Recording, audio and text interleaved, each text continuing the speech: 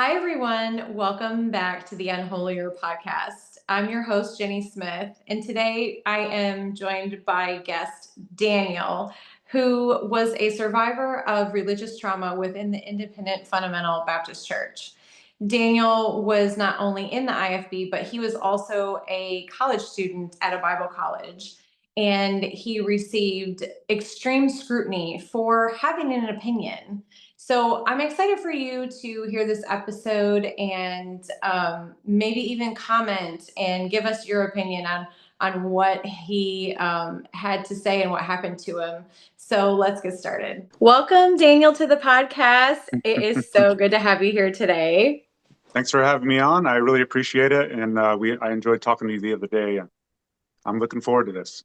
Yeah, it was fun. I always enjoy meeting people kind of organically in this deconstruction community that we have. And we're all kind of finding each other, right? Which is the Yeah. exciting part. And I think that the IFB should be a little bit worried because, maybe back in the day, they didn't have to worry about social media. They didn't have to worry about the internet. They didn't have to worry about us having these deconstruction community groups and stuff that we're finding each other in. But now they probably should worry a little bit because we are calling it out. We are calling out and exposing the abuse and the garbage that is still being perpetuated in the IFB churches and in other cults, quite frankly.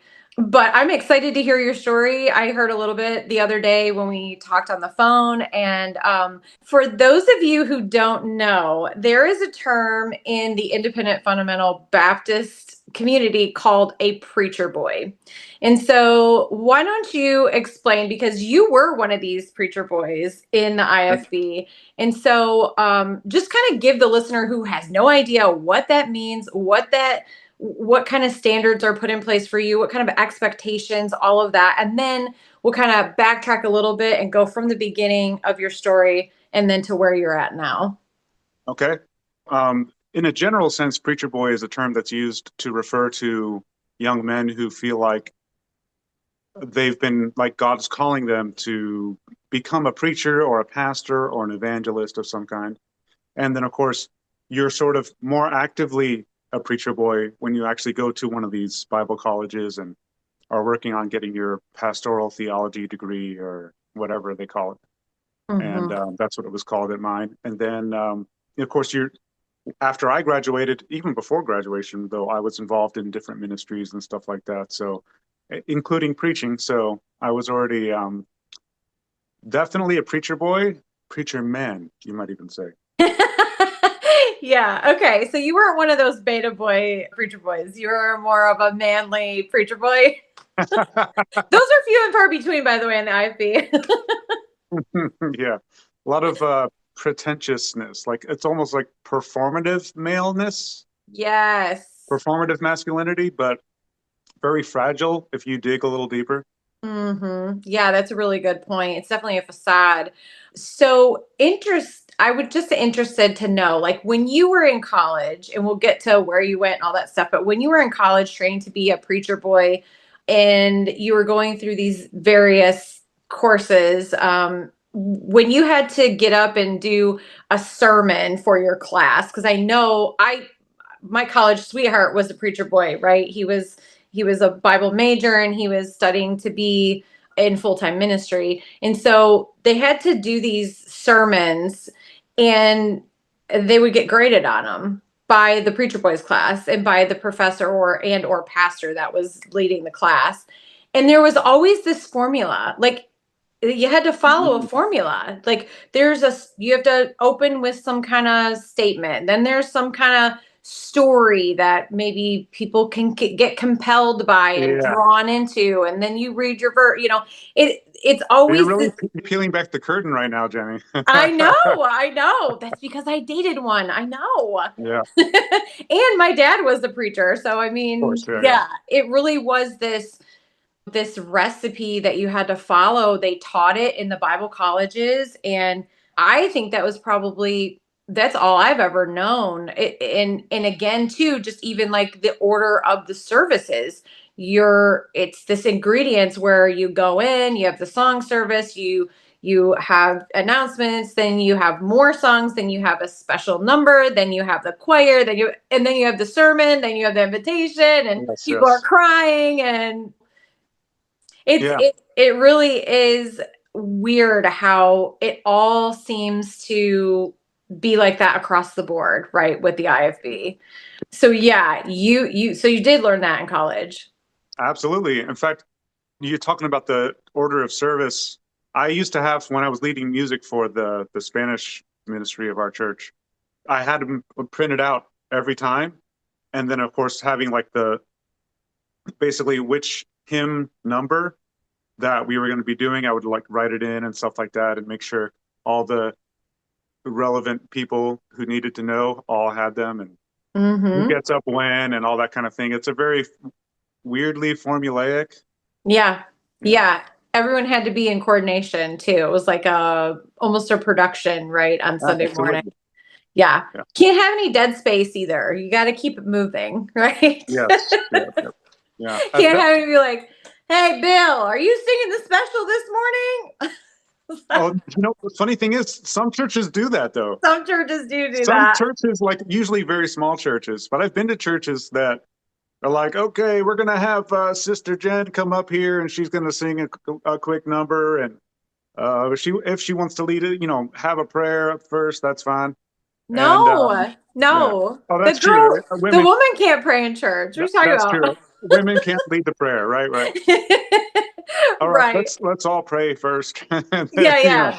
I've been to Exactly. some where I've been to some churches where also it's a similar situation.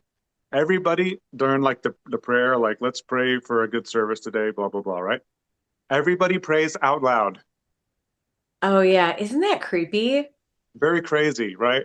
You're It's just talking. weird. Basically, you're just everybody's just blah blah blah blah blah. I'm just like, man, I can't even hear myself think, much less try Yeah. to actually pray right now. It's just Yeah. I know. Did you have the one guys in the audience that would just pray louder and louder and louder because you couldn't hear, and then people are just praying over each other, just being yeah, loud, yep. and it's Well, just in chaotic. that one, it's like the pastor was like the loudest one, and he was just a loud person, generally speaking.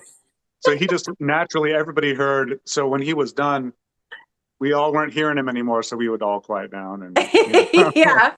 He won the competition. absolutely.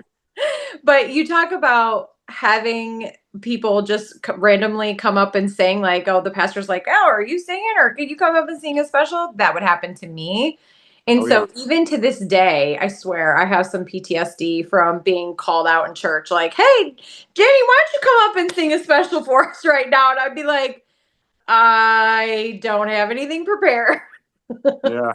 The thing Yeah. is, in the church that I mostly was raised in, and of course when I was in First Baptist as well with Hammond, it was very planned. Every spot of it was planned. So you had to be practicing for like a month or two in advance. Hmm. So especially if you're involved in music, you're constantly going into practices and stuff like that. And that's what I'm used to. And I was very much part of that.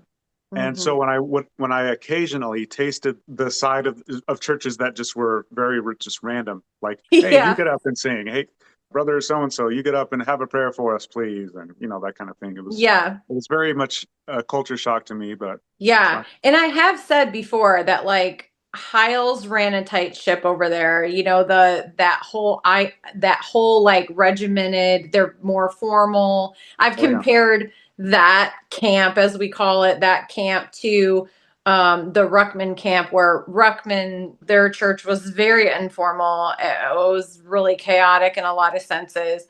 And it wasn't that like scheduled, like so and so's going to sing 4 weeks from now. We know what song she's right. going to sing and who's going to be playing the instruments with her and all of that. Like, then that wasn't the case on that side of the IFB.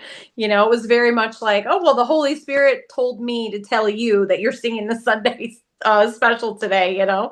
Yeah, yeah. It's That's like, the weird well, thing too, is you didn't they tell me that. pull they try to pull rank and be like, God tells me this. God just literally told me, put it Yeah. on my heart. Like Yeah. it's a little sad, but I had somebody recently, after I left, I have basically not talked to anybody. Like nobody's reached out to me. And I'm not there trying to start a fight or anything. So when I left, I just sort of just pulled away. Right. My Mm-hmm. family knows because I'm tight with them and I was always with my family. So I had to let them know Mm-hmm. where I was about that whole thing. And of course, like I said, I deconstructed out of Christianity completely when I told them it was a big deal. Yeah. But the other day, a friend of mine reached out. He's like the only person who's reached out to me and says, God's put you on my heart for me to reach out and pray for you. I just wanted to let you know that, if you want to meet up for lunch sometime. I'm like, absolutely. Basically anybody who wants to come and chat or talk to Mm-hmm. me or have lunch outside of, if you're a sexual predator, don't contact me. I don't want to know Right. you. I don't want to talk to you. Yeah. Everybody else though, feel free. Let's have a chat. Yep. So, yeah. I love But that. it's just weird. People will pull like, God put this on my heart or God put this on my heart. I'm like, how do you know the difference between feeling as if God put something on your heart and God actually putting something on your Mm-hmm. heart? Do you have a way to Mm-hmm. tell that difference? Because even when at the time, I didn't. Yeah. Yeah, that's a good point. And I also kind of in that same vein, I always say, how do you know if something bad happens to you? How do you know if it's God judging you or if it's Satan attacking you? Yeah. Yeah. I Yeah. I mean, guess. right? Yeah. It's sort of like if you like ask your pastor at that time, he'll answer based on your attendance, your like if he feels like you've been doing the right things, yeah, giving, right? Right. Of course, we can get into that at some point too, right? Yes, we will definitely. But, oh, excuse me, if you're doing the right things according to him, he's going to be like, well, God's clearly just testing you. Maybe he's got something greater planned for you. Right. He's preparing you and strengthening your faith, etc. Yeah. But if you've been backsliding a little bit, it's like maybe God's trying to get your attention and say that you need to stop backsliding and all that kind of thing. Because the interpretations of real events and of the Bible are so malleable according to the this guy who's set up Yeah. to be the ultimate leader dictator. It's very strange. Yeah. Yeah. It is very strange. Um, okay, so let's talk about your story. So you grew up in the IFB, right? All your whole From life or from the time I was about 6 is when we started. I grew up Catholic initially when I was born, baptized as a baby and all that kind of thing. But when we were 6, we when I was 6, um, we visited an independent fundamental Baptist church in Orange Park, Florida, which is where I am currently as well. And after that, every church if we needed to move or something like that, because we eventually moved to Miami because my dad was in the military at the time. And so they moved us. When the Navy says you're moving, right? We moved to Miami and we attended an IFB church there, just a little church. And then my dad felt called to preach and to be a pastor. And so he he left the Navy at that time, and we moved up to Indiana for him to attend Hiles Anderson College. And of course, we all attended First Baptist of Hammond at the time. After that, my dad wanted to start a church in Miami. So after he graduated, we moved back to Miami, started a church. Didn't really go the way that he planned. And in talking to the pastor up here in Orange Park, Tom Neal at the time, he said, why don't you just move back up here to Orange Park and get involved in the ministries here as best you can, and you got a sort of a place that you can call your church home, and just move back. Basically, was the advice, and so he did. and Yeah, was he the senior pastor then at that point or yeah. He was the. They didn't really use that term at the time, but yeah. yeah, So he was. he was He was the the. pastor. He was the pastor. Yeah. Yeah. Even the youth pastor wasn't called youth pastor. He was called like the youth director or something Youth like that. director. Yep. Yeah, yeah, Yep. I know. yeah. I think that's a little bit newer terms that maybe we were getting from like non-denominational churches or something like that. I'm not sure. Yeah. But yeah, it's funny you mentioned that. You're like the first person that's mentioned that. Nobody else has said that. But yes, that is so true. There was no Yeah. like senior pastor. There was the pastor, the assistant pastor, and the youth director. Right. Yep. Oh, that's pretty much it. And the janitor Yeah. could be the same person too. So when you were going to well, you didn't go to Hiles until you were older, but when you were going to First Baptist of Hammond, like what age range were you? And was that kind of a shock for you going from like being a Catholic family to going into the IFB and literally everything probably changed for you, right? That's true, but when you're like 6, 7, 8, everything's changing all the time. True. That's a So, good point. kids are really good at adapting. So, if you Hmm. tell a kid that this is normal, they'll just believe you, which is unfortunately why a lot of the grooming and abuse happens with Yeah. young people in the IFB and in other denominations as well, where somebody will take advantage or groom a young child. And I didn't mean to take it to that direction, but Yeah, but it's true. it Yes. is, yeah. When I was, it was a little bit of a shock, I suppose, when I finally when we moved to Indiana, because then I was attending the schools there and we were in this big Hmm. church, and I'd never been in a church that was even close to that size before, because that was sort of a mega church before there were mega Yeah. churches. Yeah. And that was back in, let's see, 94 is when we moved up there. I was 8, and I was there so I was there for third grade, fourth grade, fifth grade, sixth grade, and seventh grade. And after my seventh grade year is when we moved back to Miami to start a church. Okay, so seventh grade, that's probably what, like 13, 14, Yeah, 14? 13, Yeah. yeah, I was like 13 going into 14. Okay. So that's a pretty big age to go from that and then going and having a new church that you guys are going to be taking over, right? Big change, right? You're in, and not just from the church aspect, but even just moving from Indiana to Miami, even though Mm. you were from there originally, you probably don't remember a lot of it from your younger childhood years. So, Right. what was that like when your dad took a church in Florida? Was it like now you really gotta mind your P's and Q's? Now you're a pastor's family. What was that like for you? So we didn't take over a church. We were trying to start one from scratch. Oh, okay. So yeah, that's difficult. So Yeah. did you guys have to door knock a lot? Did you do street preaching? What did that look like? We didn't do any street preaching, a lot of door knocking though, a lot of the term soul winning, right? Mhm. A lot of that, and trying to recruit people who were sort of like friends and relatives in the area to come as well. And unfortunately, like I said, it didn't really work out because my dad had to hold down. At that point, he had 7 kids, Big so family. he had to hold down a serious job at the same time while doing that, which turned out to be fairly difficult to get that going. And I remember my dad really struggling because he felt like God had told him to start this church in Miami. And so when it was not working out, it was like a pretty serious blow to his self-esteem and that kind of thing. He's always been a very self-sacrificing kind of person for his family, though.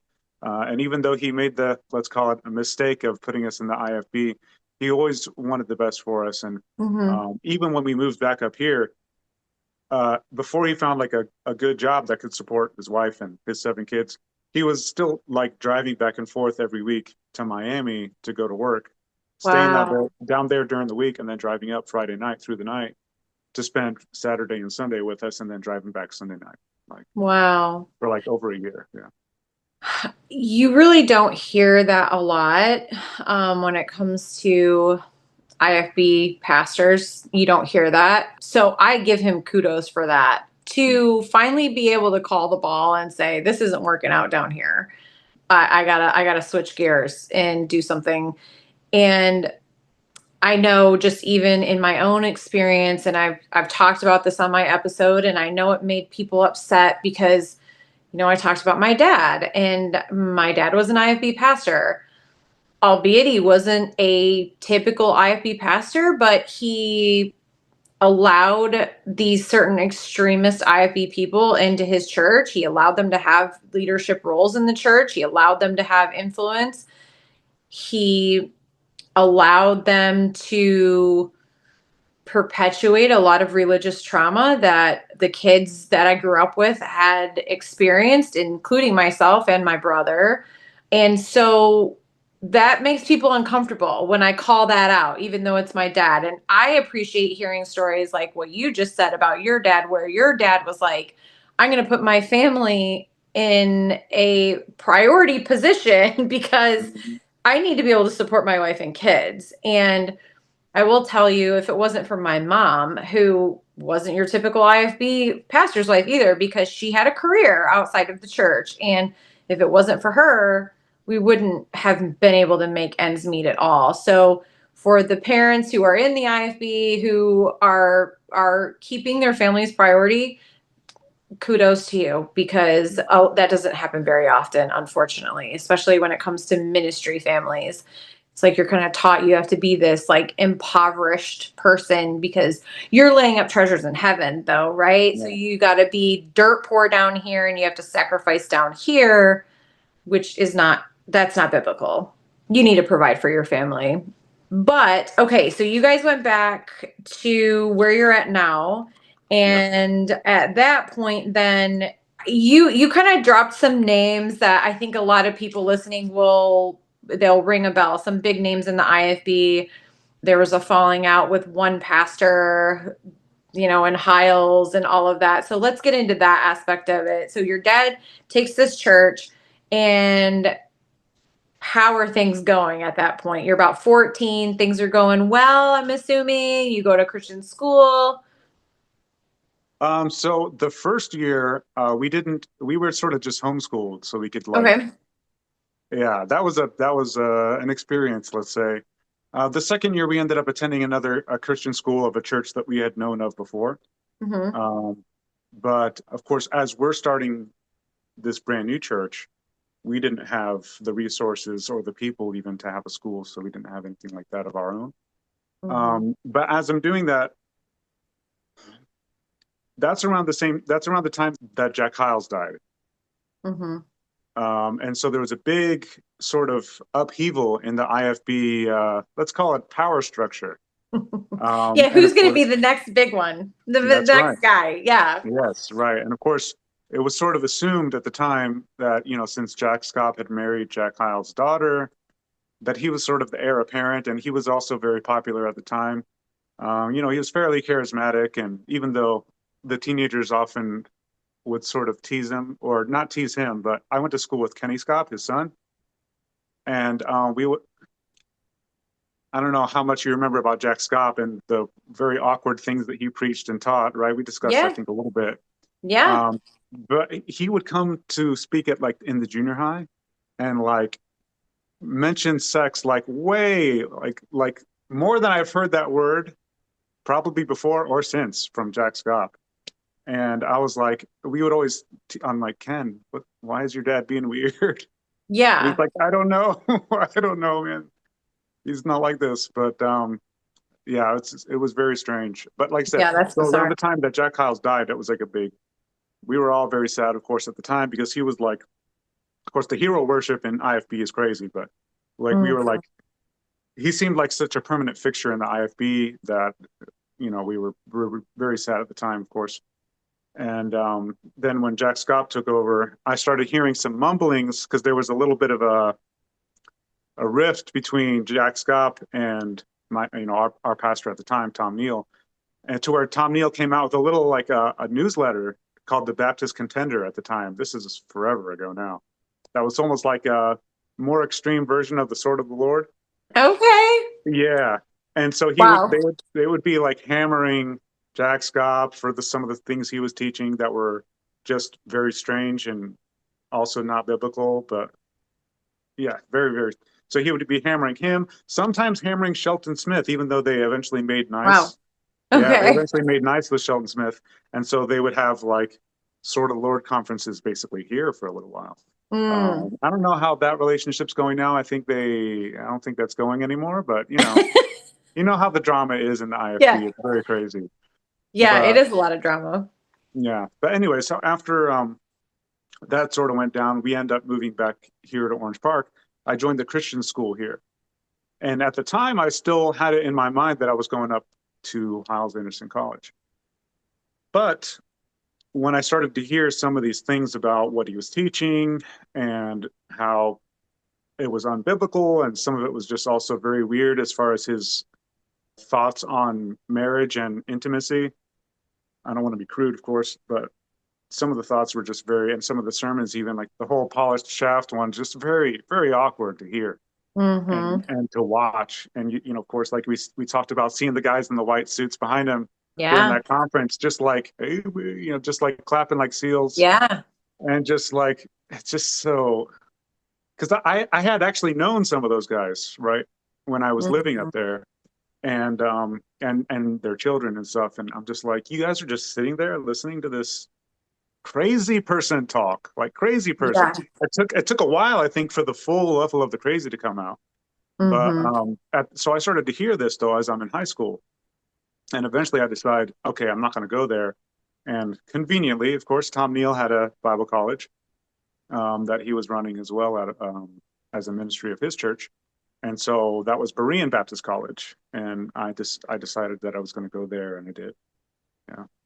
Okay. So you went to Hiles for a little bit and then you went to Berean Baptist College. Is So that how? I actually never attended Hyles Anderson. Okay. Your Now I did. dad did. My father did, yes, Okay. but for like one or two times because he was in the night college because he had a day job.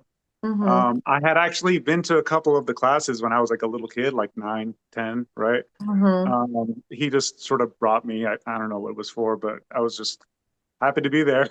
It was funny. Yeah. Um, but yeah, as an actual student, never attended Hyles Anderson. But I had a bunch of friends who did, of course. Yeah. Okay. So you went to Berean Baptist. Who was that? Tom Neal that was the chancellor? Tom Yeah. Neal. Yeah. Okay. So you're going through college at Berean Baptist, and how would you compare that to like a Hiles Anderson college? Because I know I went to Bob Jones University and it was even more formal than a Hiles Anderson. Right. Um, and then I finished my senior year at West Coast Baptist College. And Bob Jones was more formal than West Coast Baptist College, but some people would say West Coast was very formal, like Right. it's very regimented and it had, so I just kind of wonder what it was like compared to these other colleges. Was it pretty laid back or was it pretty strict? They were very strict as far as the rules went. And of course, as college students, you sort of bend the rules a little bit, and it is Hmm. what it is. I had a rule at one point in the handbook because of me. you Oh, know, don't you love that? that's great. I know. I loved it. Yeah. But they would always have like you can't work anywhere that's unapproved, and you have to like sign out when you leave and sign Yep. in when you come back. And yeah, it's very luckily for me at least I could sign out on the weekends and go home, in which case I can just do whatever I wanted essentially, as long as I Yeah. showed up to my Saturday ministries and to Sunday and I was in the choir too and all that. But like as far as like the strictness, it was very, very strict. However, what they were not strict on was your qualifications if you were a professor. the Oh, qualifications the right. qualifications to teach were basically non-existent. Like I'm talking, like I did mention the psychology class, there was zero actual psychology taught in it. Sure. Not that there was anybody there who was qualified to teach it anyway. Right. Like if you tried to talk about the differences between like the founders of like psychology, like Freud and Jung, and if you try to talk Hmm. to them about the differences between their approaches to psychology and psychoanalytics, they'll be like, "What are you talking about? I've never Right. heard of these guys." Basically, like Yeah. so, it was very strange. And then, of course, now I will say the English class had a fairly good English teacher who had gone to Pensacola Christian College, and which is like a fairly big non-denominational. I think it's accredited even. Yeah, I think at this She's point it is. Yeah, so she was pretty much on her P's and Q's and very, very good in her class. But everybody else was just so haphazard. It was crazy. Yeah. Yeah. I often wonder I often wonder if my college degree is just as good as a fire starter, like just some kindling for a bonfire or something. If it's Yeah. even worth anything, I don't know. Because I know Bob Jones and West Coast, neither one was accredited at the time that I graduated. So, Mhm. I know. Yeah. like, I don't know. It's really probably not worth the paper that it's printed on. But so you were a preacher boy. You were studying to be in full-time ministry at Berean Baptist College. Mhm. And we talked a little bit about how they kind of teach you guys how to formulate a sermon and how to run a Mhm. service and all of this kind of stuff. But was there ever a time when you were going through your college courses where there was anything that maybe you disagreed with or challenged the administration on that you can tell us about? Yeah. So I know there's like the one thing, but there's actually a little additional thing that I want to bring up before I get into there. Okay, yeah. When I was studying, of course, some of the times I was studying the Bible for myself and because I was trying to learn and have a good grasp on it. And so I was comparing the genealogies in Luke to like the genealogies in Genesis. And I had a question, right, about them because Mm-hmm. they disagree, they contradict, unfortunately. I Mm-hmm. mean, Mm-hmm. it is what it is, right? But Yeah. they just contradict. And so I was asking one of the professors about it, and he's like, it's an interesting question. Let me find you a book. And he found me a book that did not even come close to addressing it. And I was just like, these people they don't really, they don't care.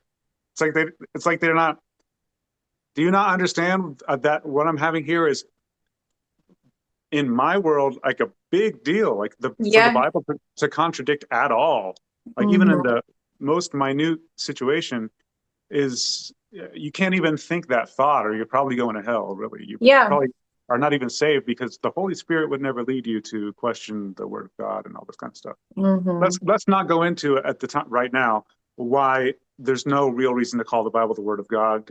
Let's forget all that. Even if you think it's true, it's still not.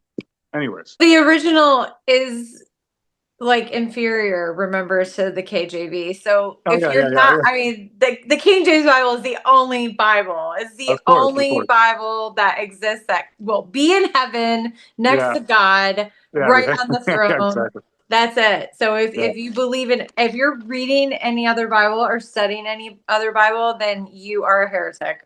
Just Yes, and saying. sometimes Jesus, since Jesus is also the Word of God, sometimes he'll be in Bible KJV form, and sometimes he'll be in Jesus form. You just never know, Right. probably, right? Yeah, Yes. Yeah, you never yeah. know. You never know. So, but yeah, to question anything, you don't do that, right? In the IFB. And I know other religions, a lot of them are the same way where you don't question the man of God, you don't question the pastor, the priest, the deacon, the elder, whatever. Mhm. It's not just exclusive to the IFB. I have said that before, but Of course. we're talking about our own personal experiences in the IFB because that's how we were raised. Mhm. So you question that, and did they ever give you an answer other than to just give you a book and say, "Hey, read this"? Yeah, basically that was the whole answer. They did not want to discuss it. They didn't want to think about it. Even when I talked to one of my professors at a different time, this is the guy who taught the psychology class. He was for like half the time. We had two teachers for that one, but Okay. I asked him, so can you talk to me about why you believe the Bible, like why you believe it's true? And he goes, I just have faith in it. And I'm like, yeah, that's what I'm asking about. I know you have faith in it. That's part of my question. Like, what I'm asking is why you have faith in it. Mhm. He could not answer at all. He had nothing Right. for me. He had zero, right? And this is while I'm in Bible college, I'm having these questions, and I'm just like, how does this guy teach at a Bible college? He's a Bible college professor. He's a friend of mine, somebody I know, and I'm just like, I'm baffled here. He went to Hiles Anderson College. He was a graduate of Hiles Anderson, by the way, as well. Wow. He was also our Greek teacher. Oh, So you guys were allowed to take Greek? that's right. Yeah, we were. I mean, Wow. for as much as that was worth, I mean, understanding like the history of Greek and the differences between like classical and Koine Greek, nothing about that. Basically, like alphabet, here's how to read a lexicon. Well, I'm Yeah. surprised you guys were allowed to get that information because, like I said, the Greek is inferior to To the the King KJV. James Yeah. Bible. So, Yeah, you that's crazy know, to hear because I've seen those clips on YouTube of people say, like pastors saying, you can oh, correct the Greek, you can correct the Hebrew using the KJV and all this kind of thing. oh yeah, my And dad my dad taught that. My dad would say that. He would that say is wild. anybody that reads the Greek is wrong, and that was like the main reason why I was told I had to break up with my college sweetheart because of that. It was over the King James issue, and I just think Yeah, that's it's so ridiculous. It really is. Okay, so you had that was like one right. thing that was like, okay, this is not checking Very out with me. strange. Yeah, Yeah. So you're going through Bible college, you're trained to be a preacher boy. That was a big thing in your head that was like, okay, they can't answer this, they're just shoving this book in my face, read this, but aren't we supposed to get all of our answers from the Bible, right? So right. Yeah, that had to be kind of a conundrum for you to try and work through that mentally in your yeah. head. And then you told me you had to write a paper at one Mm, point. right. And So, didn't they give you a bunch of subjects to choose from and then you chose tithing? yeah. Okay, let's hear about this. So basically, we took a course called like Bible Times that ostensibly is supposed to give you some of the like teach about the culture of the Jews, the ancient Jews, or the Jews of the time that Jesus would Hmm. have been alive. And so you had a little bit of a better understanding from like a historical understanding of what the Bible's talking about, and obviously that would help to understand the Yeah. Bible better and some of the references in the Bible. I'm pretty sure it was probably like an IFB perspective kind of book, Yeah, sure. rather than like a secular unbiased Yeah. version. But Well, they had the woman in the Bible days wearing skirts and dresses, probably with yeah, exactly. Yeah, yeah, all of yeah, that, yeah. instead of Uh, everyone wearing tunics. right. Yeah, yeah.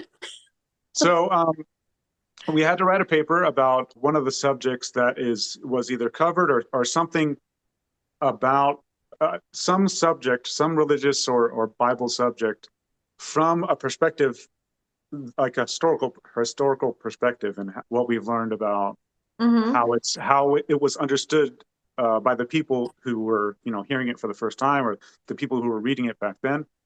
And so I chose tithing. I chose that whole concept of tithes and offerings. And I wrote the paper, and my main, I guess, conclusion from the research and reading, and even just by reading the Bible, was the way that we think about, at least in IFB churches and other churches as well, is that a tithe is 10% of your income, right? Which is sort of like mandatory. That's a bare minimum that you should be giving regardless. And then an Yep. offering was anything additional that you would give. Whereas in the Bible, in the Old Testament, when when Moses is getting those commandments from God, this is this kind of offering, this kind of offering, this kind of tithe, this kind of tithe. They were basically all mandatory, depending on the occasion and the situation. And now a tithe generally was a tenth of whatever the situation was as well. An offering was not just anything additional. These were all very regimented laws and ceremonies, right? But we don't think about that at all. This is all like sacrifices at the temple and Yeah. offerings to the Levites and all that kind of thing. And there was almost no mention of the way that we think about it in like modern Christianity, let's call it even.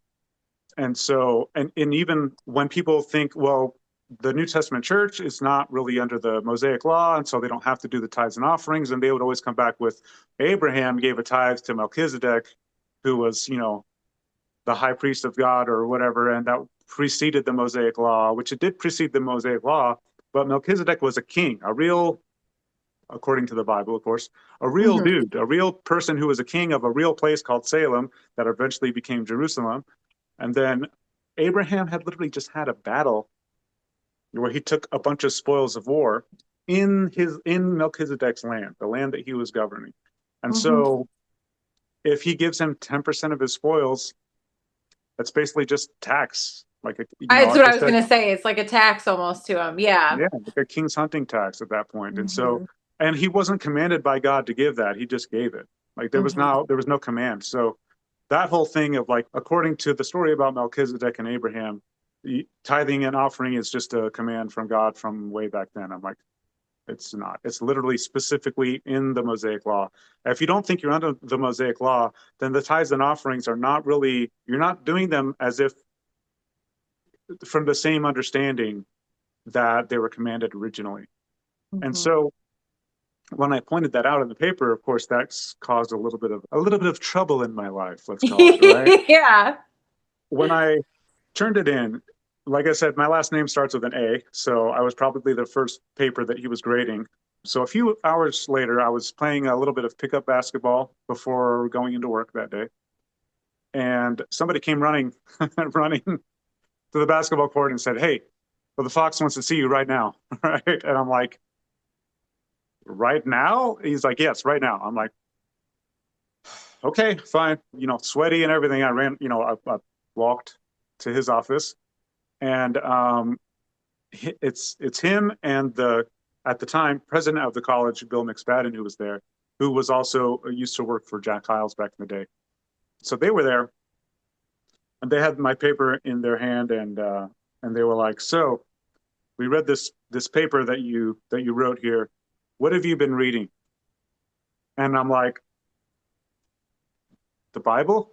And I'm like, what kind of question is that?" And then they're like, "What have you been reading?" Like they're gonna get me, like intimidate me into giving up my real sources, whatever that means, Of right? course. Yeah. So I was just like, I don't know what you're talking about. I don't know what you're asking me here. And they're like, well, we pulled up the history of what you've done in the computer room, right? Because we had a computer room in college, and we would go in the computers and use them for personal use, for fun, also research and stuff like that. So they pulled up like the things I was looking up on there, the things I was reading on there, and one of them was I was mentioning to you before, Japanese manga that was sort of the precursor to the Naruto anime series that Mhm. came out many years ago. So I was reading that, and they were like, "You're getting these crazy ideas from Japanese anime and stuff," and I'm just like, "Where is that in the paper? There's nothing Right. there." And so, You're being influenced by some right, yeah, yeah, satanic force. yeah, yeah, yeah. Of course, right. Some sort of Weren't Buddhist. you taking weren't you doing martial arts at the time? Did you say is that later when you started doing martial arts and they were like, "Yeah, I, we're I had started, but like I said, at okay." that time, I wasn't telling anybody about it, right? Okay, yeah, that Yeah, was under I didn't. wraps. Yes, that was under wraps because they don't have a very favorable view of martial arts for some reason. It's very strange, but Because if you take martial arts, Daniel, then you're going to get into Japanese anime, which is then going to influence you for Satan. And yeah, it's yeah, just a downward spiral from there. I mean, you just yeah, martial arts ultimately also equals the devil. Like yes. we're going to have to start Unfortunately, yeah. adding all these up. Just before you know it, I'll be bowing to Buddhist statues and stuff like that, See right? that Yeah, yeah, exactly. yeah. It's funny because after I started training, you know what they wouldn't have a problem with though is like boxing. They have no problem with that. Oh, Yeah, right. yeah, because they would watch boxing and they were very, even though these guys are like there with their shirts off, right? And it's like, Oh you my know, you gosh. could never do Oh that. my gosh. Okay, so you just triggered a memory for me. So in the 90s, right around the time Jack Hyles was sort of it was before he passed away. It was like right in the 90s, like in that wheelhouse there. Mhm. And we had an assistant pastor and his wife. They didn't have any children. They came from Hyles to work at our church. And so the wife, this always, like, even as an adult, once I got out of the church, I thought it was weird at the time, but I never questioned it. Again, you don't like really question too much when you're younger. You're just taught not to, right?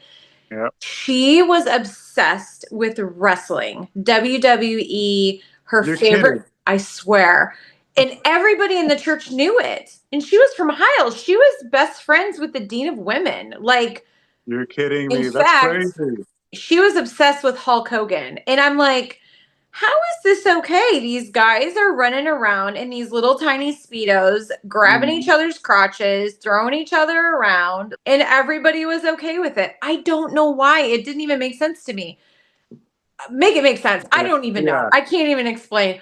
But when you mentioned boxing, I was like, yeah, you're right. And also, wrestling was a thing with our former assistant pastor's wife. It's so weird. yeah, yeah, yeah. And but the thing about martial arts is if it's called something like boxing, they're okay with it. But if you call it a martial art instead, so there's a martial art called Muay Thai or Thai boxing, sometimes it's called, Okay. that is Is it like kind of it's a, like UFC? so a lot of UFC fighters will train in Muay Thai Okay. because of the it's it's a style of kickboxing where you're allowed to punch and elbow and knee people and kick them. Okay. A lot of different options there. And so almost every UFC fighter does train some form, even just MMA fighter, UFC or not, trains some form of Muay Thai or Muay Thai related Okay. kickboxing style. But if you're just adding kicks to it, is it now of the devil? Like they have no understanding. They don't even know what Yes. they're talking about when they're talking about martial arts. And they'll even say things about like the Navy SEALs are taught 7 different types of martial arts and stuff like that. I'm like, you're not a SEAL. You don't train martial arts. What are you talking about? This is Yeah. crazy to me. But that's a whole different discussion, of course. Anyways, to bring it back, because I know we easily get sidetracked because we're having fun. Yeah. But so when I wrote that paper and I was called into the office, like, what were you reading? Blah, blah, blah. They pulled up all my history. And then they were like, what we're going to do is you're going to come and we're going to have a meeting tomorrow with us, the Pastor Neil, and the pastoral staff, and we're going to find out what you believe. I remember that specific phrasing was used. And I was like, I can tell you right now, like, basically the things that you believe, right, outside of a couple little this particular guy thought Riverdance was evil, and then this other guy didn't. Oh yeah, you can't have Riverdance. You can't be doing any of You that. Those can't, those guys no. are wearing leotards and hose. Anyway, but that's a whole thing. That's a whole thing. I'll get into that at some point. But so, anyways, well, we're gonna find out what you believe. Meet at room 300, I think it was called, tomorrow at 8. I think it was 8. I'm pretty sure it was 8 o'clock. I don't know. Some of the details are a little hazy. This has been quite a while ago. Um, that day, that afternoon, I didn't go into work that day. I was just like, something's going on. I need to take a personal day. So I'm like trying to call the pastor, trying to talk to people, talk to friends. Like, what is going on? What did I do wrong? All I did, they even in that meeting with Fox and Bill McSpadden, they could not tell me what I was wrong about. They could not tell me one thing in the paper that I was actually incorrect about. They just said that it's wrong and bad, basically, right? And what are Mhm. you reading and that kind of thing, right? Mhm. And so I was like, what did I do wrong? I'm trying to call people. I'm trying to talk to people. I remember I went for like a good long walk with my now brother-in-law, the guy who ended up marrying my sister, and he didn't really know either. I called my best friend, or the person who's now my former best friend, but Mhm. he's the guy I said who was like, God put me on put you on my heart to pray for you. And Oh, oh, we're coming full circle now. yeah, He yeah, yeah, wants yeah, to get together. Okay. But this yeah. is And how he's long ago? I mean, that's just when I Like was in Bible 20 years college. or something? So I only left like 7 years, 6, 7 years ago. Okay. But the college story is happening back in Yeah. '08, maybe Okay. Yeah. around there. So what, 17 years ago ish? Yeah. A while back. 18, 17, 18 years ago. Okay. Yeah. So this is a long time ago. So ultimately what ended up happening, Okay. yeah, you couldn't, you're like making phone calls and then you end up having to have this big meeting and they made a Right. big So deal about it. yeah, so the next morning I went into this meeting and I stood outside the room waiting for them all to show up. So the pastor gets there, doesn't look at me, walks into the room with basically all the pastoral staff, including people who were like professors in the college, people without Bible degrees, some of them, by the way. The guy who was teaching New Testament survey, the guy who in the meeting, spoiler, denied the concept of soul liberty, which is a big Baptist distinctive. He was not did not have a Bible degree, and he was teaching New Testament survey in this Bible college. Crazy, right? So I'm waiting. They all walk in. That room is known to not be soundproof in any way. You stand outside, you can hear everything going on there. Yeah. So I sit outside, they all walk in, and then the pastor, Tom Neal, starts talking to all of them, making sure that they stay mad at me when I walk in.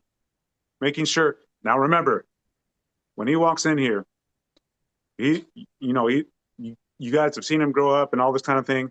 Remember, what he wrote essentially undermines us, undermines the authority of the Word of God, and blah blah blah, undermines pastoral authority, etc. And I'm just listening to this, and I'm like, what? This is crazy to me. Like in my mind, of course, Yeah. I was fully bought in right at the time, and so this is like in my mind, this is my whole world's crashing down, and I have no idea why. Like Yeah.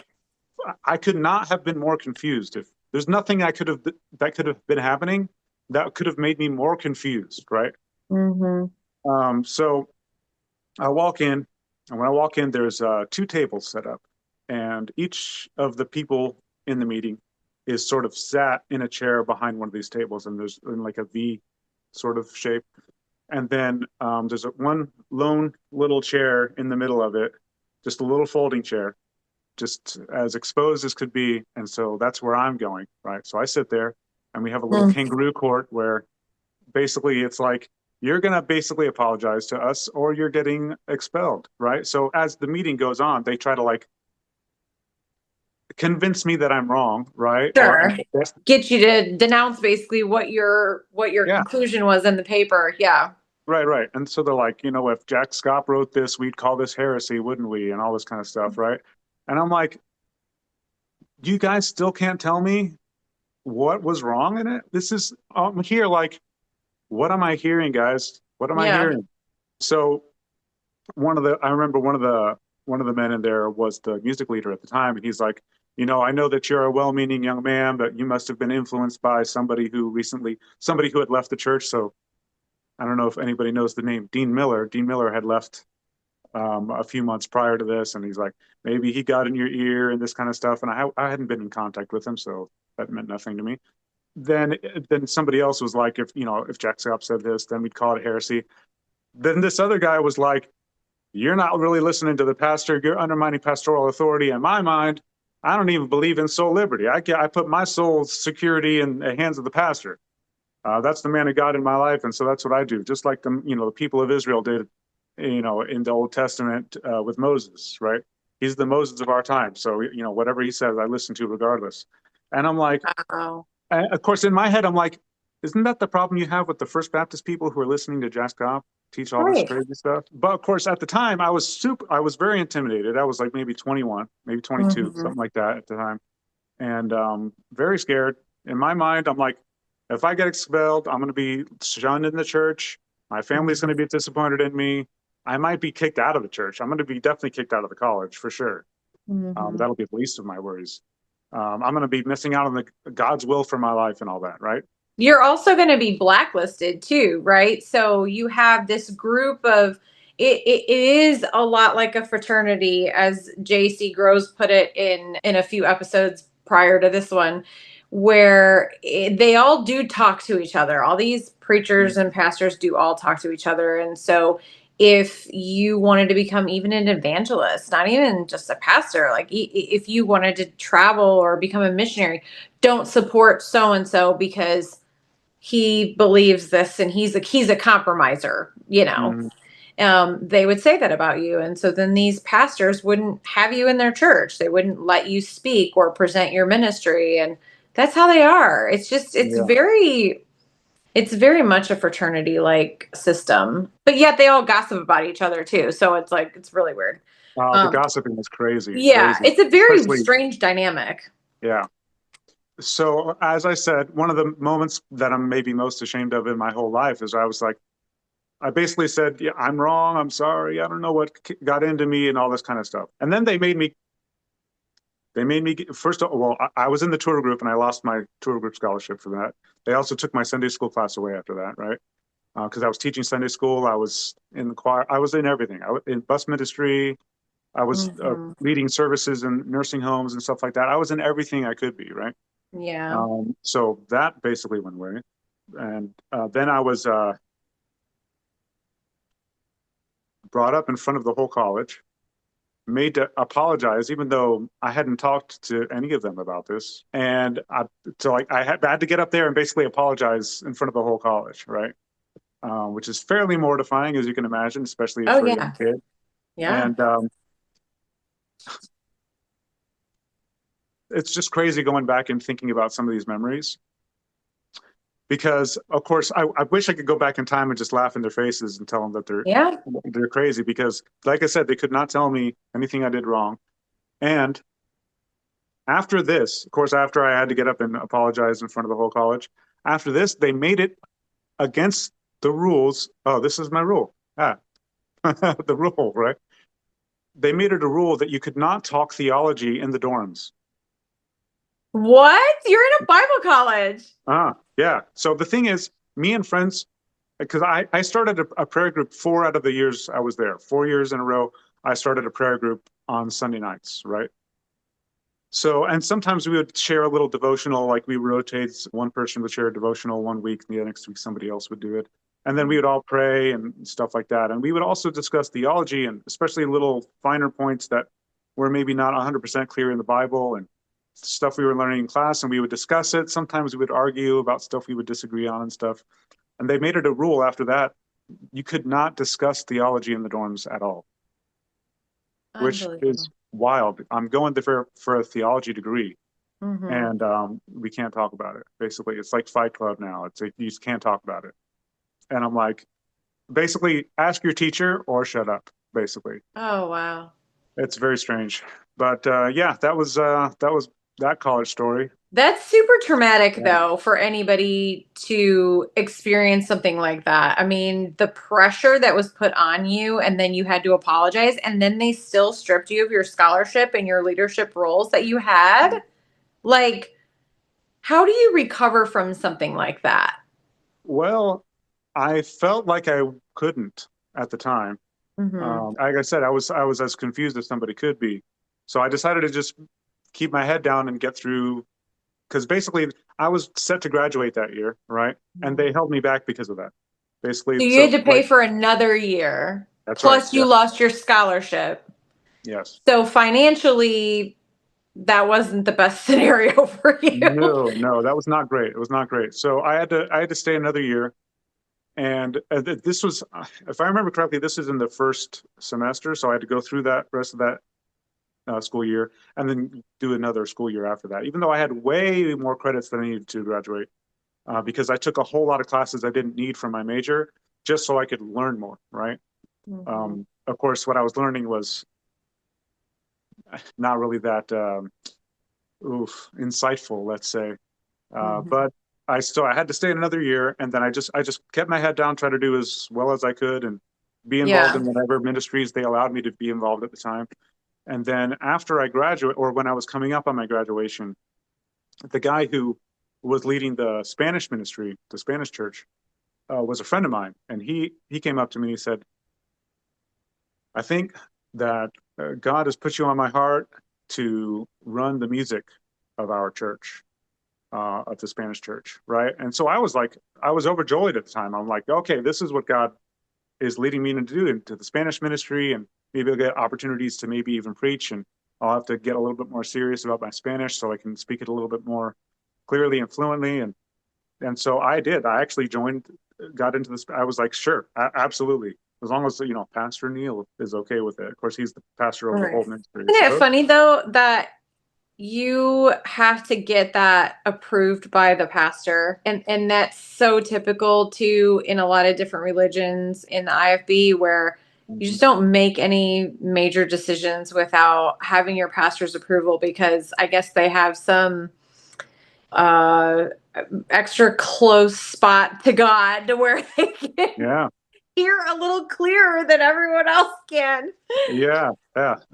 Which is another crazy thing, right? Especially if you believe in the concept of another Baptist distinctive, the priesthood of the believer. Right. Oh yeah. You're There's supposed to one, have direct access to God. yeah, there's one mediator between God and man, and that's Jesus Christ, right? Hmm. That's, yeah. Anyways, so Yeah.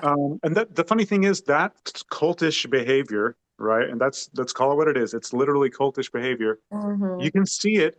in some martial arts schools, the ones that are super culty, the ones that, especially the ones that don't spar, they don't fight, they just do forms and stuff like that. Okay, wow, I Um, didn't know this. yes, there Interesting. are there are cultists and cult adjacent, let's say, martial arts schools, right?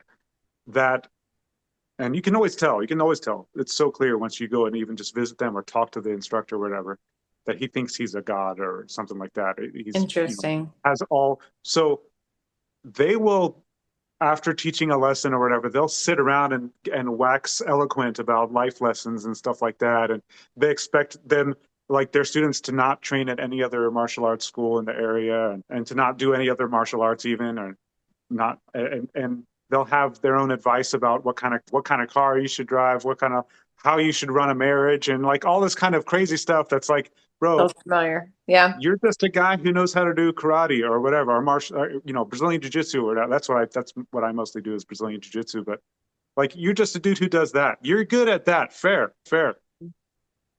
That tells me zero about anything else, right? Mhm. And so that's the way. And I teach martial arts. I teach Brazilian jiu-jitsu now as well.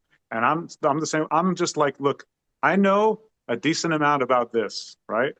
I don't even want to go so far as to call myself an expert. I know a decent amount about this, enough to teach.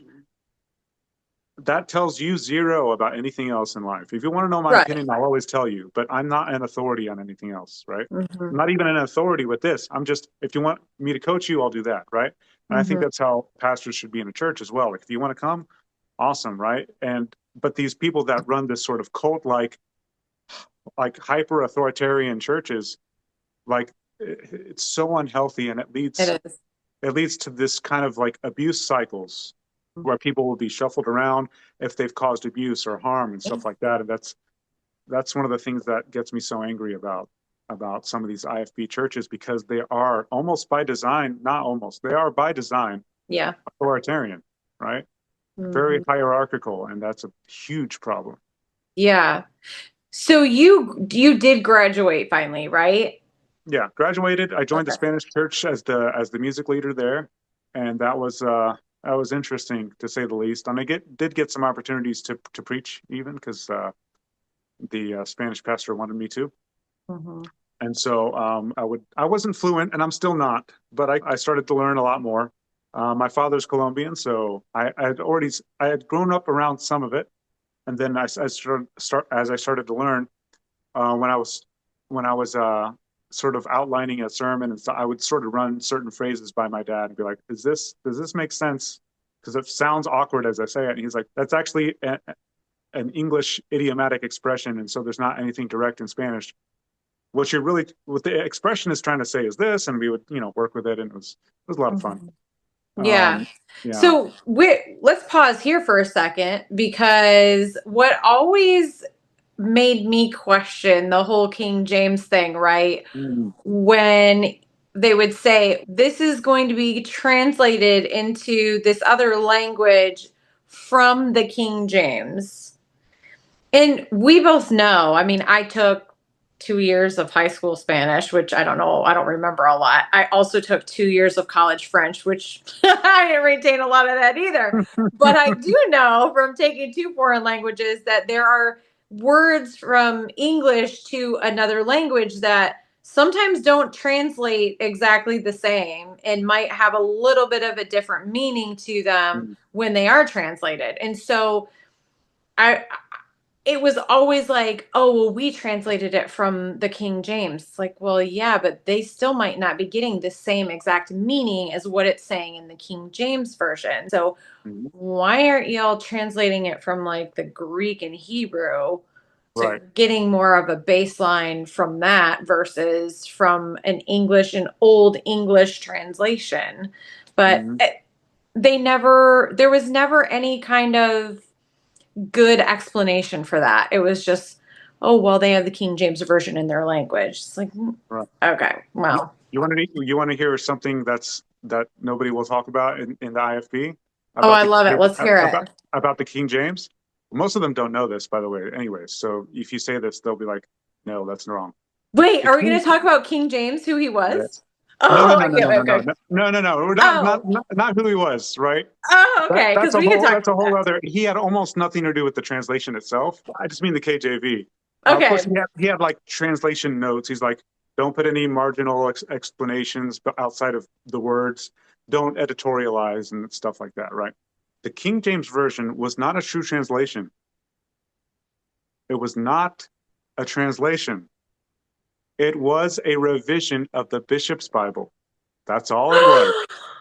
Yes. I It should is have worn not a my pearls so I could grasp them. yes. It's not a real translation. It's just a revision of the Bishop's Bible, and then they used the Tyndale one dude's translation, right? William Tyndale, the Tyndale New Testament, and that they just sort of did that. They're just like, and even the notes are like, change as little as possible from the Bishop's Bible. And if you pick up a Bishop's Bible, especially the Old Testament, it reads almost exactly the same as the KJV. And of course, if you pick up a William Tyndale New Testament and you put it next to the King James New Testament, it reads almost exactly the same because they changed very little. They did not Mhm. translate from scratch from the original languages. They just revised the Bishop's Bible and a little bit of the Tyndale New Testament. That's pretty much it. Yeah, I know there's certain letters that were changed around too that were updated to Yeah, the and the more modern punctuation and English. stuff like that. Yeah, that Yeah. happened. Yeah, that right there is a whole episode in and of itself. Like I Mhm. would love to have maybe you if you'd be willing and maybe a couple other people who really know a lot about the King James version and the Mhm. different versions of the Bible where we could have a roundtable discussion about the whole King James issue Yeah, we because need Justin to join on that one too because he I understands would the love languages. that. I am trying to get him on. I actually, and he's like, totally, if you can find an IFB pastor that would be willing to debate me, I am there. Oh, of I am course, yeah. trying. What's that? I said, of course, I'd like to talk to a few, but not any of the ones that are abusers because I don't want to talk to them. But No, we don't want to talk to any of any the other abusers. ones, I Yeah. would be more than happy to just. I wouldn't even argue. I just have some questions. That's all I. Yeah. But they might be uncomfortable questions. So Yeah. But I would love to do a debate and then maybe some roundtable episodes mhm. where we have three or four people on a panel and we just all kind of discuss certain topics and our experiences, our opinions, different things like that. Historical facts would be nice too. And that's where, Justin is it's sad to me that Justin, who is a proclaimed atheist, and if you guys don't know who we're talking about, Justin is on social media under Deconstruction Zone. So you can find him, and I'm going to just plug his stuff for a second. He's on YouTube, he's on TikTok, he's on Instagram. I believe he's on Facebook. I don't know, but Instagram for sure, TikTok, and YouTube, and he debates Christians on the Bible and different aspects of the belief system of Christianity. And he knows more about the Bible than literally any Christian I've ever met. And that's saying a lot because I've known a lot of people, obviously, in Yeah. Christianity Oh and yeah. people in full time ministry who should know the Bible backwards and forwards and should know historical facts and all of those things. And they don't. And I say this now because I'm not a churchgoer anymore, but on Sundays when Justin goes live on TikTok and has his debates, I call it my church now and I told him the other day, I'm like, you're my pastor. I hope you know that because I am learning more about the Bible than I've ever learned in my entire life just from Oh yeah. listening to him debate these people that call in. hmm And yeah, I definitely want to get a panel together and get him on and do a debate and all of that. I think it would be really interesting and entertaining as Yeah. well. But The fact yeah, that he it's understands. Sorry, go ahead. no, go ahead. You go ahead. The fact that he understands the original languages, especially the biblical Hebrew, is already like so much more than 99.9% of not just IFB but Christian pastors will ever even attempt to get into. Yeah. So that already is kind of crazy. I've learned more after Bible college than I ever did while I was in it. And so a lot of of course, Justin still, I don't know the original languages, so Justin still has a lot more knowledge on that than I do. But yeah, it would be really interesting. He's actually live right now, funny enough. I know I saw that before we Yeah, hit yeah, record. yeah, yeah. I'll catch up to it later, but Yeah, yeah. yeah, it's always a lot of fun watching him It sort of is. break it It down. is. It's very entertaining. Okay, so after Bible college, you worked at this Spanish church. Hmm. So how long were you at that church? And when you finally left, was it just you left out of that ministry and you just never went back to church, or was there another time that you got involved in church after the Spanish ministry? Right. So the Spanish pastor decided that he wanted to separate off from the church and sort of have his own church. Hmm. And the pastor, I think at that time it had switched over from Tom Neal to his son Greg Neal, and I think so. Greg was the pastor at the time by this time, and Hmm. he was okay with it. He's like, "Sure, go ahead and separate off and start your own church and have to be separate, different part of town or whatever. That's fine, no problem." But I wasn't like I wasn't going with him. Like I was staying with. I got most of my family still went to the Neal's church and all that. Hmm. And so I was just sort of staying there. And I started to be questioning more things as the longer I stayed there, right? And so I ended up taking a job that, luckily for me, actually, was a job where I was traveling a lot, almost where I was like almost like on deployment in the military, even though it was not military. Hmm. I was gone out of Florida for over like I didn't even come back, not even in contact with Florida for over 6 months when I first joined up with this job. I was on a blimp crew, funny enough. And that was a great job. I traveled around a lot, visited a lot of different churches, and I had enough time away from social media, away from that church, away from everything to sort of figure out what I can sort of like what conclusions I can come to on my own. Yep. And so as I was traveling around and getting this, going to other churches and just traveling around to this job and trying to think really deeply about what I believe and why. And after I eventually left that job and came back to the Orange Park area, which is by Jacksonville, I started to realize that there were some of these things I wasn't fully on board with anymore. And I was sort of rethinking some of the stances I've taken and some of the situations that had happened in the church, like when Greg Neal had the little voyeurism scandal. I was aware, Yeah, we didn't even talk about that. Yeah. and so I was aware of some of the stuff once it came out, of course, but which for some reason it had sort of just been hidden. Like I kept under wraps for like a long time until long after the statute of limitations had expired. Or- But Pastor Tom Neal knew about it at the time, basically just swept it under the rug. Don't talk about it. He wasn't involved, even though it was in his office, and you can see him walk into the office and adjust the camera. It wasn't him. He had nothing to do with it. Blah blah blah. Right? Anybody who says that is questioning the authority of the man of God. Right.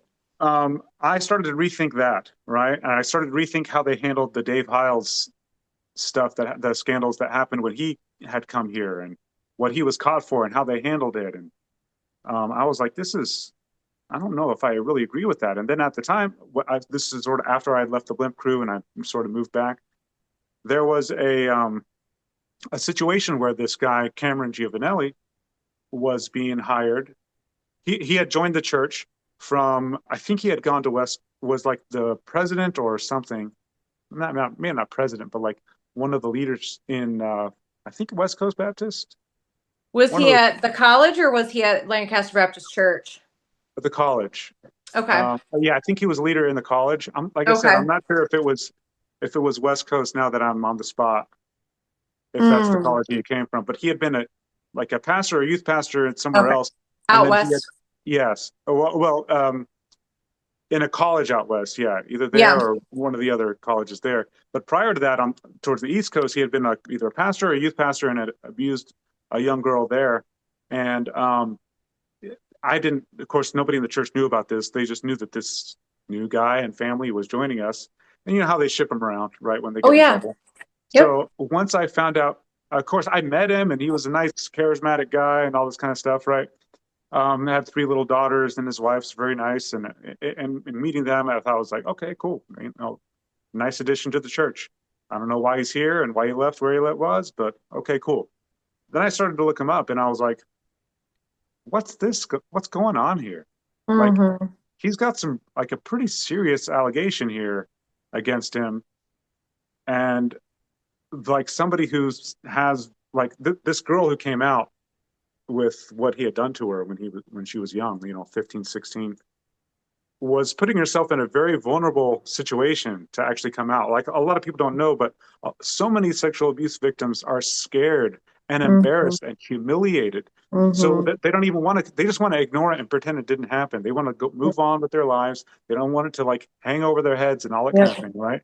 But she's like, I need to come out and stand up against this because what he did to me wasn't right. And he might have done it to others as well. And so I need Hmm. to speak out. So she spoke out. And then I started reading up the things that people were saying about it. And I was like, this is crazy. We can't, did we learn nothing from the Dave Heil situation of putting him on staff? We hired this guy who turned out to be, had Oh yeah. affairs with people and with women in church, not just our church, but like multiple churches. And then Hmm.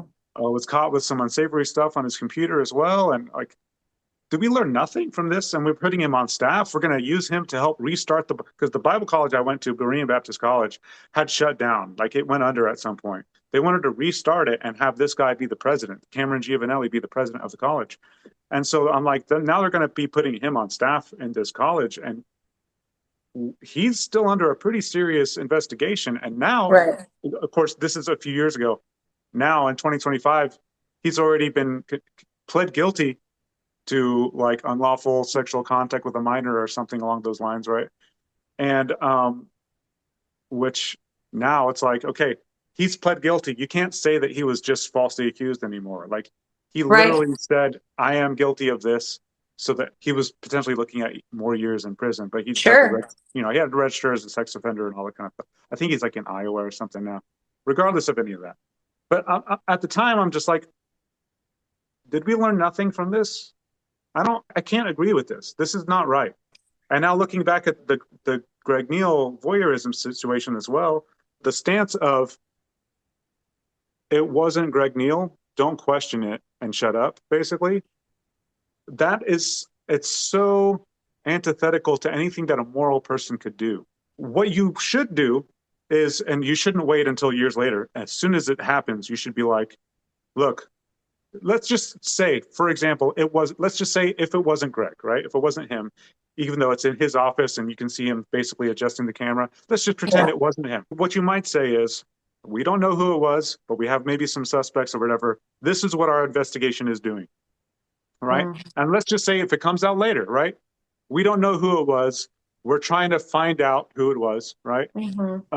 This is how the investigation is going and blah, blah, blah. You don't ever say, don't question it, Right. don't think it was really him, et cetera, et cetera. You never would do that. That's crazy talk. That's crazy talk. You say, Mhm. yes, it looks bad. We're not sure who did it, but we're Mhm. finding out. Like, this is Mhm. whose camera it was, blah, blah, blah. This is who had access. We did investigation already. Like, obviously, you would never wait that long, anyways, to find out. But it's just crazy talk to be like, you can never think it was him, even though it was in his office and he appeared to Right. be actually adjusting the camera so it faces where they'll be changing. Like Mhm. it's just so at the time I had a big argument with the guy who, like I said, my former best friend, right? I had a big argument with him and I'm like, I can't stay in this church, man. I can't stay. I don't agree with it morally and it's not right. And there's been there were a couple other little minor things or whatever, but I'm just like, I don't believe that this leadership, especially Greg Neal, is moral. I think it's just like scummy Mhm. and so I can't agree with it and I can't go along with it anymore. So I'm gonna leave, right? Mhm. And yeah, and I didn't. People always say like everybody tries to drag other people down with them or whatever. I didn't say anything to anybody else. I just said I'm out. That's it. Yep. I eventually told my family while I was that I had fully deconstructed it. Once that happened, but yeah, I eventually just had to step away because I don't agree with it. I posted something on the social medias today about the fact that we're all kind of finding each other in this deconstruction community, and somebody made a comment. For whatever reason, this particular video is getting some attention from people in the IFB. And one of the comments was, deconstruction is dangerous.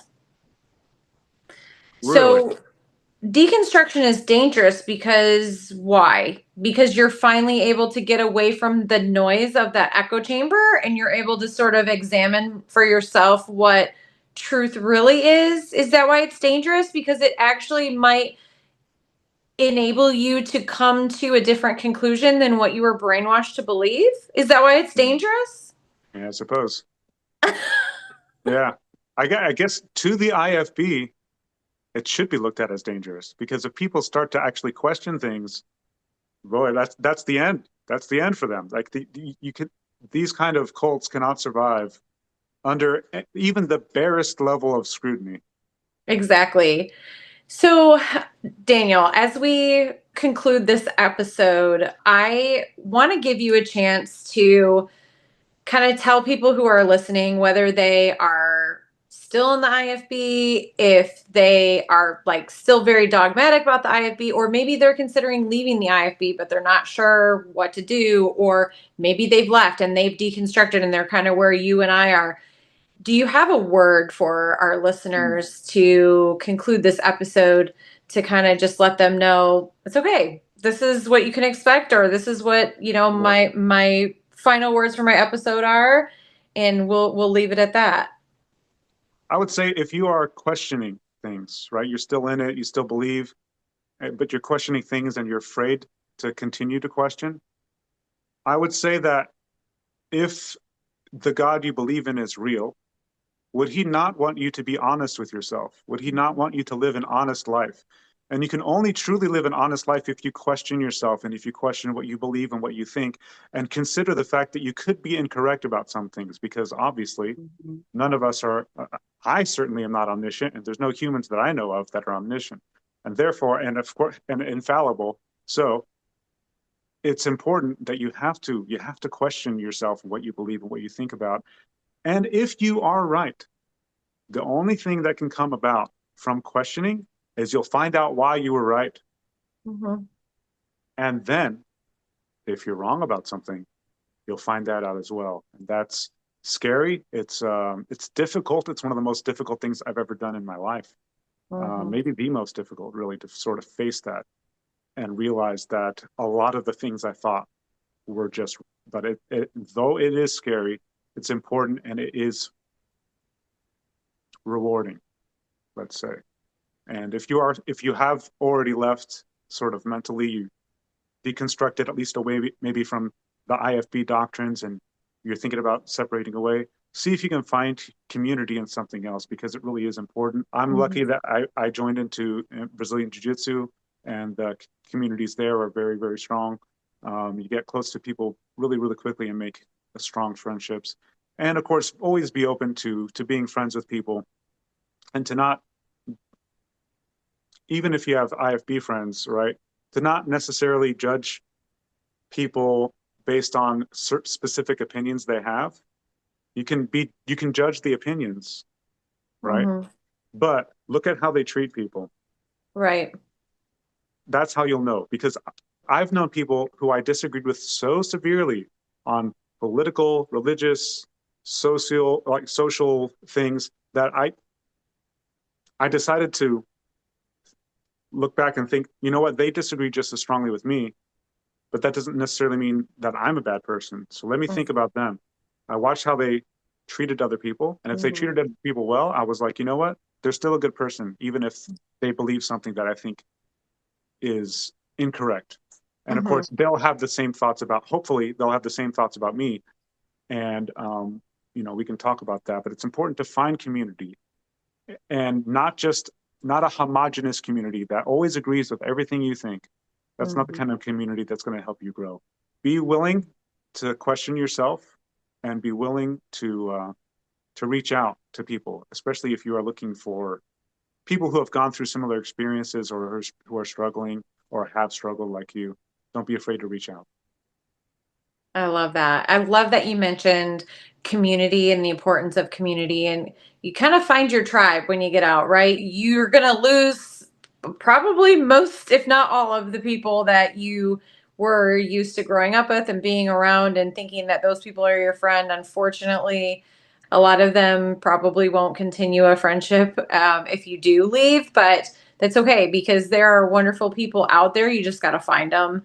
And I love the idea of getting involved in some kind of activity to find that community. That probably makes it easier because then you're finding a commonality too with your martial arts and finding your people that way. I love that. I actually, when I got out, I you're not allowed to dance in the IFB. So I joined a dance class Oh and I took adult hip hop dance and for 5 years. And I know, that's right? So awesome. funny. Yeah, I'm like the people in Step Up, that movie, you see that movie?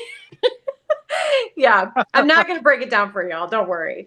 But yeah, I did that for 5 years and I met some really fun cool people in there and we would go out to the club and we would dance and it was fun and I'm like, dang, this is the IFB is really missing out by not allowing dancing. I'm just telling you. oh yeah, oh yeah, Or martial arts, right? yeah, yeah. Some people compare that to dance, just a dangerous Oh, dance. yeah, yeah, that's funny. That is funny. Yeah, I don't really see that, but I could, the IFB could probably twist it into that for sure. Mm. But anyway, Daniel, thank you so much for coming on and sharing your story. And I love that we were able to talk about the different nuances of the IFB and, just kind of wrap it up in a nice little bow with a message to our listeners and people that maybe think that we don't know they're listening, but we do. The haters and the secret listeners are still out there. We appreciate each and every one of you for tuning in today. And just a reminder to please like, share, and subscribe because when you do that, it pushes us into the algorithm and it gives survivors a bigger voice and platform and brings more awareness, which is what our goal is here. So thanks for coming on today. Wait. Before you stop listening, I just have one thing to say. This is the boring part, guys. It's the legal jargon. Just wanted to make a disclaimer that anything you hear in this episode is all alleged. As you know, everyone is innocent until proven guilty in a court of law. Although we do believe victims and we support survivors and believe their stories, we do have to be careful with accusing people. Thank you so much for listening.